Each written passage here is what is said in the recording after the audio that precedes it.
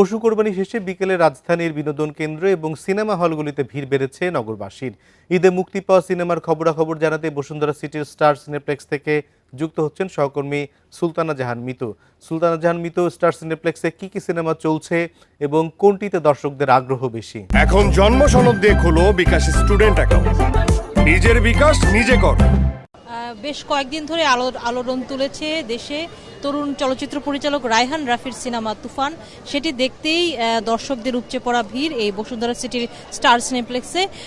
এবং আমরা যেটি খোঁজ নিয়ে জেনেছি যে আজকে থেকে আগামী 3 দিন এই সিনেমাটির সকল টিকিট বিক্রি হয়ে গেছে এবং প্রতিটি শোই হাউসফুল যাচ্ছে। দর্শকরা যারা বের হয়েছেন তারাও সিনেমাটি দেখে এবং কাহিনীর বৈচিত্র্যতে দেখে তারা বেশ উচ্ছ্বাস প্রকাশ করেছে। যারা ভেতরে ঢুকছেন তারাও ট্রেইলার সহ বিভিন্ন বিষয় দেখে তারা সিনেমাটি দেখতে বেশ আকর্ষণ বোধ করছেন বলে জানিয়েছেন এবং বেশ আশাবাদের কথা জানিয়েছেন। একটি বিষয় যে বাংলা সিনেমা বেশ কয়েক বছর বলবো না, বেশ কয়েক দশক ধরেই আসলে ঈদমুখী হয়ে গেছে। ঈদের মৌসুমেই বাংলা সিনেমা মুক্তির একটি হিড়িক পড়ে, সারা বছর তেমন না দেখা গেলেও তবে গত কয়েক বছর ধরে